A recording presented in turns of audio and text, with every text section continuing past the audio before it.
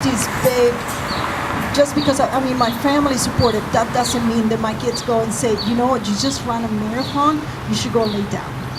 I mean, that doesn't happen in my house. You know, they're like, no, you know, you have not made a meal in a while. You've been doing the pizza for 3 days. Enough is enough. So, but I put to the side the guilt. You know, the guilt that laundry doesn't get clean and folded and put away. You know, I walk around my house and it's nothing like it used to look 7 years ago before my son was diagnosed. The towels are, you don't have, you just look at that and ignore it because there's a bigger picture. I just put, do I want when I die? What's the story I want people to talk about? Man, she had the best car, she was so organized. Is that a story? No.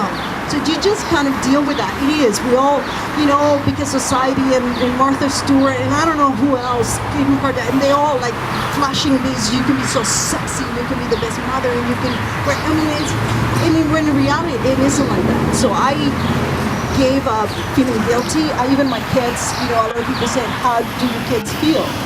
I don't feel guilty doing what I do, or even, it's hard and I'm gonna miss them, but I don't feel guilty for leaving 3 months and leaving my kids when I have been there all their life. I've been a single parent, and leaving them for 3 months and making maybe the difference.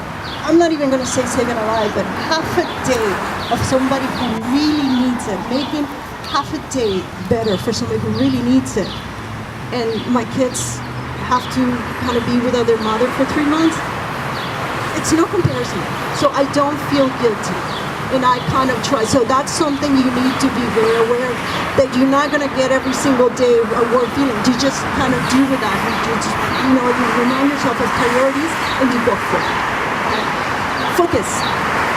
That's another word, big key word for somebody who's, when I was trying to organize an event, and certainly when I'm trying to, my next event, it's very easy to lose focus, right? Because we get distracted. I don't get big chunks of the time, and, today I have to run for, 25 miles, or it's not like I don't have the luxury. So to be able to understand where I'm going in all directions and kind of switch, so you always know where you're going. But you just gotta, your game plan is like, okay, and somebody calls me, I forgot these, and tomorrow I have a homework, and I have I have to go more. It's like, okay, so you stop what you're doing, you go there, you go back, and then you're like, in my head, I'm already like, okay, how many miles do I have? Like, how long is it gonna take me? 1 second. So the focus has to be, there's focus, and there's laser point, and it's necessary. Because once you start wandering around too much, then it just, you just gotta, it's a big loop, and you gotta come back. So that's, always know where you're going. You're gonna have to get thicker skin. That's another one. Everybody assumes, and if anybody has ever tried to lose weight, everybody is cheering for you at the beginning, because we all want. But then once you start leaving everybody else behind, because once you do something, you are leaving a lot of people behind. And people aren't gonna like it, it affects them, and it makes them kind of look in the face and accept that they've been not being truthful to themselves. Because it's hard, but not impossible. So you're now leaving proof that it can be done. Same thing. Yes, you can be a mother. So, we talked about it. When I was on my run, I would say about 90% was positive feedback, and 10% was really, really downright nasty. And it did affect me, absolutely, but I got thicker skin. I just kind of sometimes remind myself, and we were talking about, that if you aren't trying something incredibly hard, then you're not shaking people's beliefs. They like how, because they truly believe in it. And the more people resist, the more I remind myself, I'm about to do something amazing.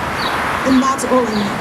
But you need to get, if you want to be somebody, if you want to accomplish something, the bigger the goal, the more that you have to get past the want to please everybody, you want to be liked by everybody. That's the, I'm sorry, but the mediocre disease.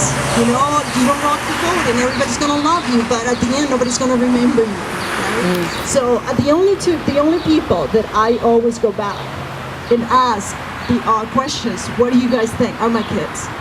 because they have, like, have I really been a terrible mother? They're like, no, well, you're crazy, but, like, we don't feel neglected.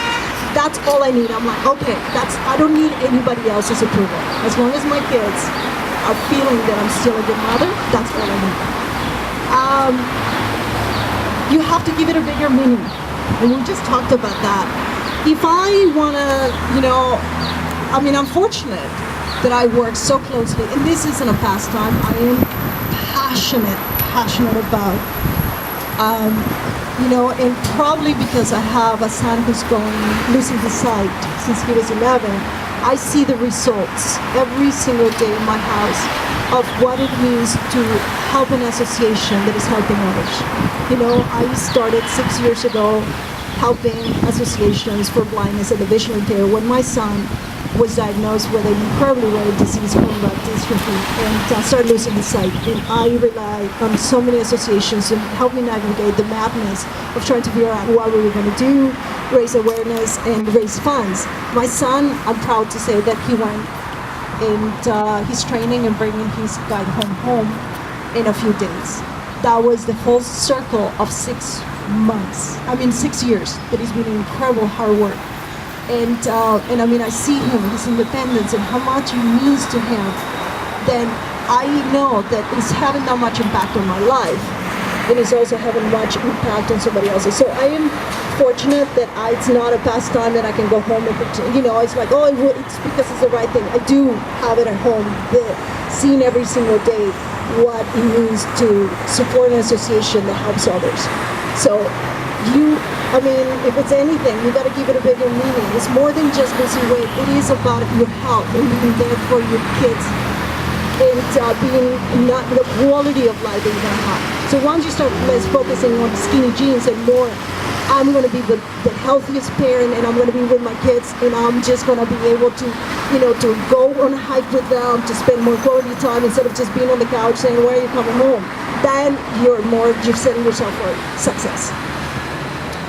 And you have to take ownership as well, because there's things that I have to, when every single time, and especially if it's the harder it is.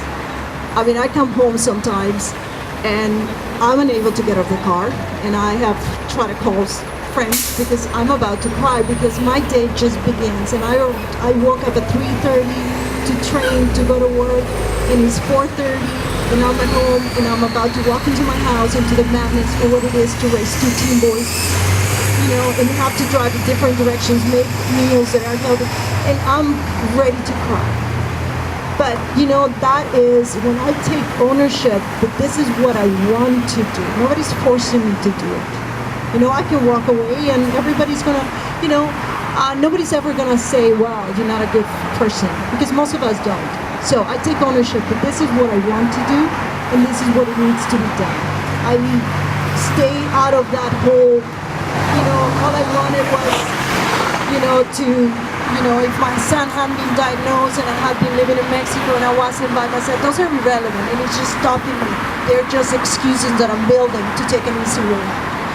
Unfortunately, it's taking the easy way out is that as I get back and give my way out, and then I sleep, and then I'm not as busy, maybe catch up on a show, because I can't remember when was the last time I watched a full movie without falling asleep.